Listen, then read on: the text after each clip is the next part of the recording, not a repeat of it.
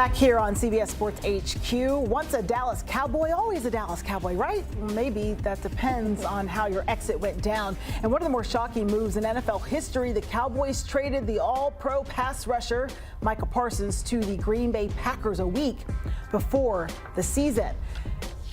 And now he's set to make his return to face his former team. And we know they won't exactly be rolling out the red carpet. When asked about a video tribute for Parsons, owner Jerry Jones said, "I don't think that's appropriate this way." Emmitt Smith coming back was a different story. That's not to diminish Micah. He had some other words to say there. And hey, with that, we welcome in NFL analyst Tyler Sullivan and our Cowboys CBS beat reporter Garrett Podell. Garrett, let's start with you. So no video tribute, and as you pointed out in your tweet, the Cowboys did do one for Zeke Elliott when he came back and lined up on the other side. So would you say this is like a revenge game for Parsons, especially now that he's not getting that tribute?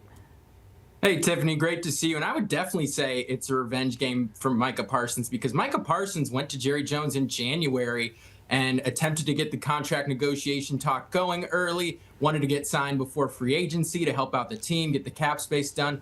And Jerry refused to talk to his agent, David Mulligetta, throughout the process. And that's kind of how we ended up with this divorce and him returning to Dallas with Green Bay this week. And Parsons said, "I didn't appreciate being traded a week before the season because that forced him to have to ramp up and not really play all the snaps right away." So he's coming in frustrated, and Jerry's coming in frustrated because in Jerry's mind, the two tossed back and forth casual numbers in their negotiations. But Jerry thought, okay, this is official, so I'm going to sign Micah to the contract that we talked about. And Micah said, well, I have an agent. I have to let Dave Mulligetta look it over. And that hurt Jerry's feelings, rubbed him the wrong way, and negotiations basically died at that moment. So absolutely both sides coming in with plenty to prove. Micah has a lot of love in the locker room. CeeDee Lamb, Trayvon Diggs had mentioned earlier that everyone in the locker room loved Micah. All the current players really appreciate him. So very much coming in, Micah versus the Cowboys front office here in Week 4. Is this even a question? Of course this is a revenge game, and this is a game that I know for me and for every other NFL fan, the second this trade went down and we picked our jaws off the floor, we immediately looked at the schedule and said, do the Green Bay Packers play the Dallas Cowboys this season? Oh my goodness, yes they do, on Sunday Night Football at Jerry World, and this is the game that we've been waiting for since this trade went down. And if we're waiting for it and we're excited for it, I can only imagine what Micah Parsons is feeling right now going into this game. Garrett said it best. This got personal between the two sides. Yes, the Cowboys and Jerry Jones, we've seen contract negotiations go a little haywire, whether it was Dak Prescott, CeeDee Lamb, even going back to Ezekiel Elliott, but all of those deals got done. This one took a little bit more of a venomous turn, and things kind of got a little bit more salty and ultimately led to one of the most shocking trades in NFL history. So if you're Micah Parsons, you feel like you've been a little disrespected by the Dallas Cowboys. And the fact that you get to go in prime time, face your former team that is reeling a little bit, coming off a really disappointing loss to the Chicago Bears, you are licking your chops to get after Dak Prescott. If there was ever a time for a Micah Parsons podcast episode, I think now would be the time, but I don't think we're going to get it. Let's move along here. So, Garrett, in the Parsons trade, the Cowboys acquired defensive tackle Kenny Clark and a couple of picks. Do you feel like it's working out for Clark so far? I would say yes and no. Yes, in terms of the Cowboys' run defense, they're allowing 109.7 rushing yards per game. That's 17th in the NFL, right around league average. A year ago, they were 29th in that stat, so they weren't as productive. But in terms of pass rush, night and day. I mean, Clark leads the team at 9 quarterback pressures. He's only one of 3 Cowboys with a sack. But their QB pressure rate is 29.9, 7th worst in the league through 3 weeks. In Parsons' 4 seasons with the club, from 21 to 2024, it was 40.2%, which was number 1 in the NFL.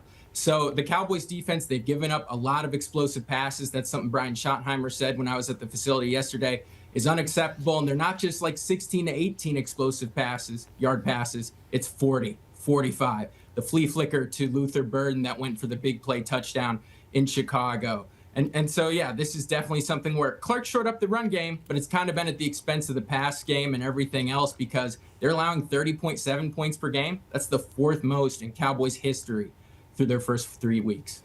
That is tough, but maybe not as tough as the news coming out of that ugly loss to the Bears, which was CeeDee Lamb suffered a high ankle sprain, could miss up to a month. So, Garrett, what do you need to see from receiver George Pickens during this time?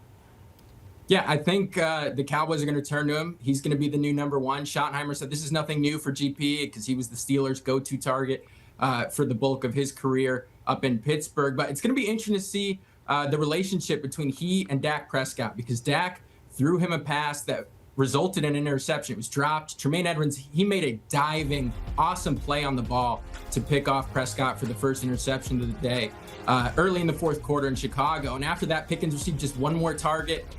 When Pickens returned to the sideline, he slammed his helmet on the ground, and he was so frustrated when I was in Chicago for that game on Sunday. He refused to talk to reporters. So it's going to be really important for Prescott and Pickens to spend a lot of time together to make sure that they're on the same page here going forward.